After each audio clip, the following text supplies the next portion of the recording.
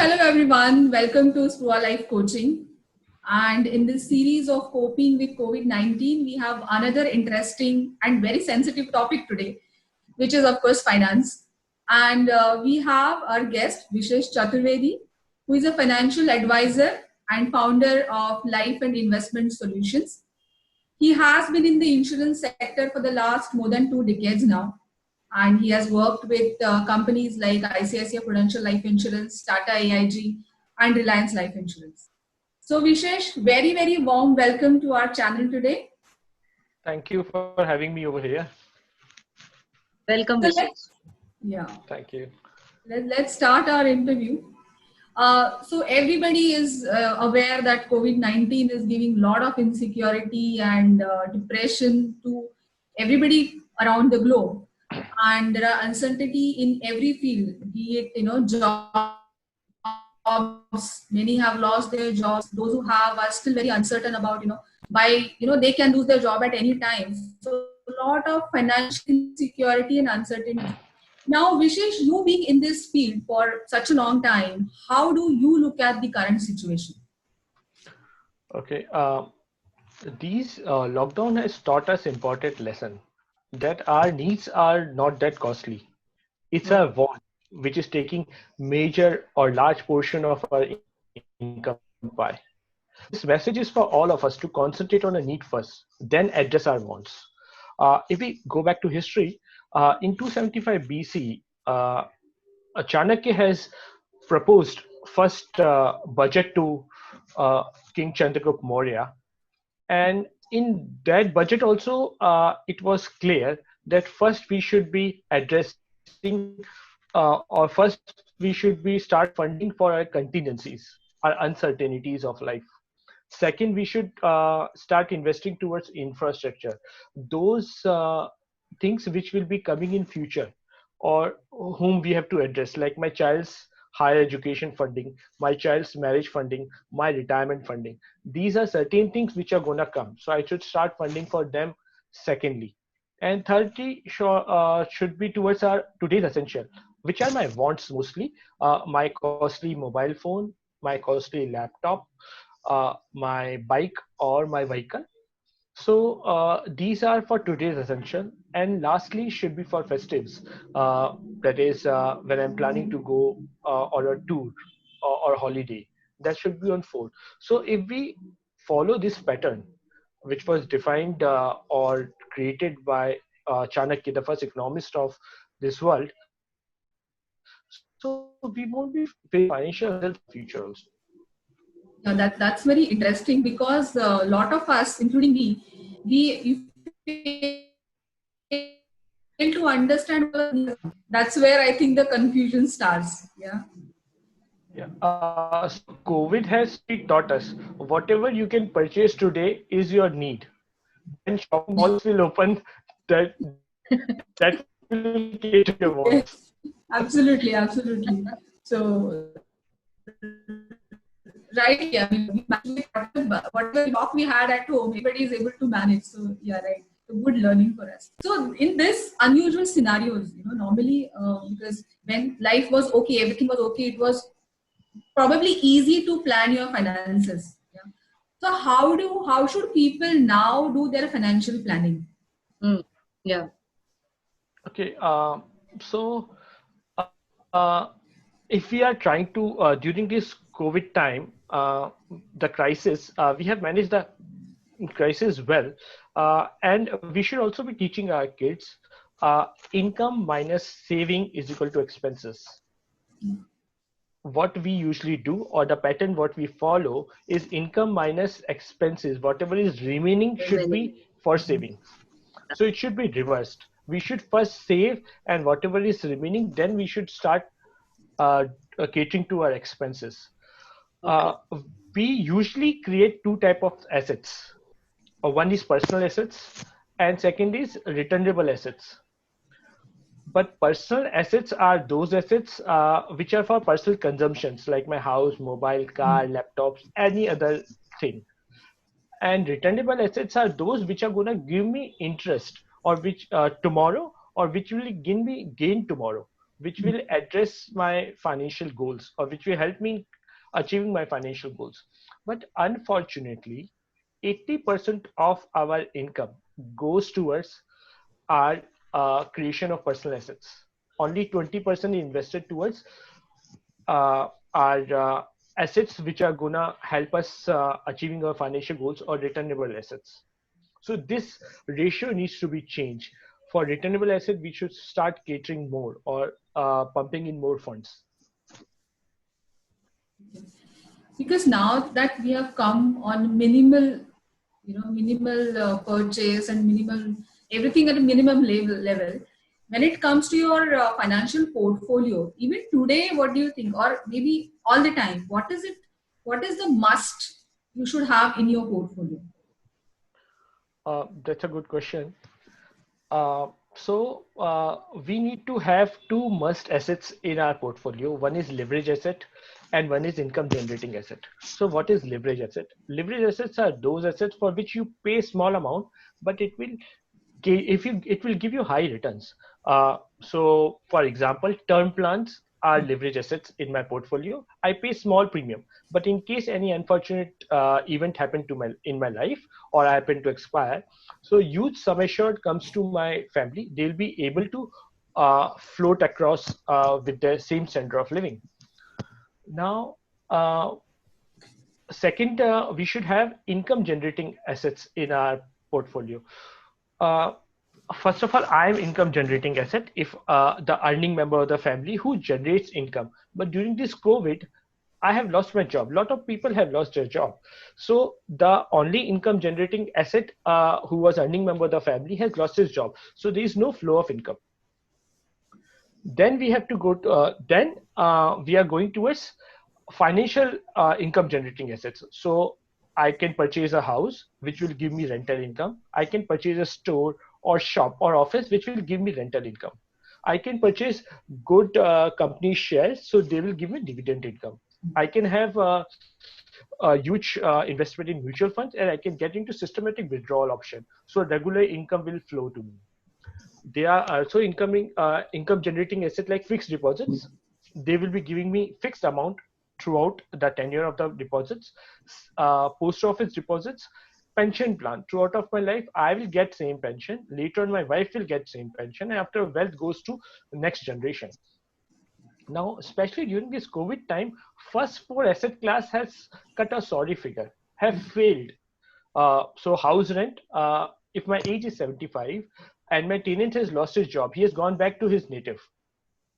My rent has stopped and I can't invite a new tenant because stamp duty registrations are not happening, it seems. And secondly, my society itself is not allowing visitors. So how will come to see my house? Same is happening with stores, shops. So malls are closed. So shop is closed. How, when he is not earning from past 5 months, how I am expecting him to give me rent? Same with office rent. Companies have allowed people to work from home till December or till next financial year. So they won't be using the infrastructure.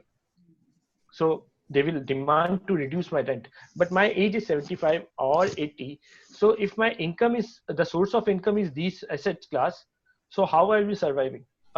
Financially, I'll be getting weak during these times. But having said that, fixed deposit, post office deposit, when it was lockdown also, fixed deposit rate of interest was coming to you. Post office interest was coming to you. So you were financially well off. Your pensions were coming to you in first of every month. So you were financially stable because this regular flow of income was coming. So you need to realize that your portfolio should be mix of both. And in these times when we have already entered the regimes where rate of interest are going to fall, so it's the right time to freeze this asset class, fixed deposits or pension plan. For a lifetime, we can freeze this rate of interest. So with fixed deposit, these are short-term investment vehicle. We'll be able to cater or we will be able to freeze this rate of interest for 10 years maximum. But for pensions, you can freeze this asset rate of interest for lifetime. Later on, the same interest will be coming to your spouse, and then principal goes back to your nominee. Okay. So basically, flavor and a mix of different kind of securities or investments you should have in your portfolio. And Precisely. you mentioned, so a lot of factors you may be considering as an advisor. So what is the age group, uh, and what is the income? And somebody who's in 20s or 30s and somebody who's in 50s can have the same goal, but maybe depending on their income and other factors, so how do you normally overall, like roughly, how do you plan for them, or what all parameters do you consider when you Yeah. do their financial planning? Uh, See, if we are talking about a very young person, 20, 25, so for him, his age is helping him. He got next 30 years uh, to work, next 30 years to invest to achieve his financial goals. So if he starts with small amount also, uh, the power of compounding will play an important role in his in achieving his financial, helping him achieving his financial goals. But 50 years old, if he wants to plan for his retirement, so he has just 10 years. And between 50 to 60, if you realize a major expenditure of your life comes into picture, your child's higher education, you have to fund that, your child's marriage. Before you get retired, you like to settle them. They should be married. So major wealth is getting parked towards these expenses. Then you are left with something, and then after 20 years, you have to survive. So it's always advisable as early you can start investing. You should be doing. If you see retired government officers, from their first day of job, they start contributing towards their pension. So that's why they are happy retired people. But with private sector and business class and professionals, we don't have that option. So we should start voluntary contributing towards our financial goal, which are gonna meet us tomorrow, like retirement solution or child's higher education funding. Yeah. So I think the message is start early Yep, and reach safely. and be safe. Yeah. And now with for private sector, like I think NPS started a few years back. Mhm, So people started investing in national pension schemes mhm. and maybe in the insurance plans. So, but yeah, there was always insecurity in the private sector because there's no pension as the government employees get, as you mentioned. So yeah, Mhm. there's a need more for the private sectors to invest some part of their income in such schemes. Now, just for sake of information, government sector also stopped pension after 2005, I believe. If you have joined government sector, you will be getting pension. Oh, okay. Oh, Okay. We were not, actually, I was not aware about this. Okay. So, although no need for everybody now to start investing in these schemes. And secondly, NPS is good option, but pensions are taxable. So there are plans available which can give you tax-free income. So getting into NPS or a traditional pension plan, so you are planning to pay tax post-retirement. Okay. Yeah. Financially advisory says plan not to pay taxes post-retirement. So Okay. those are plans available in with LIC when you can get a tax-free income throughout of your life in form of pension. Yeah. Right. Yeah. So, we said a lot of factors we consider age and income, etc. But it is all about the percentage of your income that you invest rather than the Government amount. says 20% of your income should be invested Okay. uh, towards your pension, 5% towards your Mediclaim, 5% towards your child's higher education. Okay. okay. And when a client comes to you, so as an advisor, you plan taking into consideration all these factors, and things start. So, but then everything has to be revised and maybe updated. So, what is the frequency? Do you also revise and reconsider and shuffle? I mean, for a client for this entire portfolio, how does it work? Yeah, this is a very crucial uh, point or crucial exercise in designing anyone's financial portfolio. We usually visit every year, once in a year. Uh, we provide them with gap analysis. So gaps between their present financial situation and future financial goals. And there are always three options available with clients. Either they can freeze the gap fully, fill the gap partially, or ignore the gap. Whatever they do, they are aware that there is a gap. in their portfolio. So at the end of any long-term investment maturity, they won't find it's a useless investment what I've done, because the amount which I've gathered, or the amount of maturity what I'm receiving won't be sufficing the requirement. So unless you keep on revisiting your portfolio time and again, you won't be able to achieve your financial goals, because any of the investment instruments, you can't just sleep on investment after doing it for once. You have to keep on revisiting the portfolio. Yeah. And I think, so when we talked about the balance in the portfolio, because there is a lot of temptation among people to invest more in the markets, thinking you get higher returns in the less time compared to, investing in these plans, term plans or insurance plans. So that is also needs to be balanced now, because stock markets have gone haywire. Now I think they are picking up. But then that has also showed that you need to have a balance. If you're dependent too much on the equity and share market, then, those have suffered. So having a balance in your portfolio always helps. And for that, I think financial advisor like you are going to be helpful, because we on our own cannot really make that judgment. So for you, you have a bigger picture, and that's how you can help people to have a good plan, and of course revisit and revise annually. Precisely. So, Vishal, I think this is a very, very important topic, very crucial. So probably we can't cover in one call. So I would like to continue this discussion in the next week as well. So, Sure. So we would like to have you next week again on our channel, and we'll continue the discussion. And so for now, this is pretty interesting and very, very useful. I'm finding it. So for now, we will stop here, and we'll see you again in the next week on the same topic. Thanks for coming here on our channel today. Thank you for having me over Thank here. you. Thank you.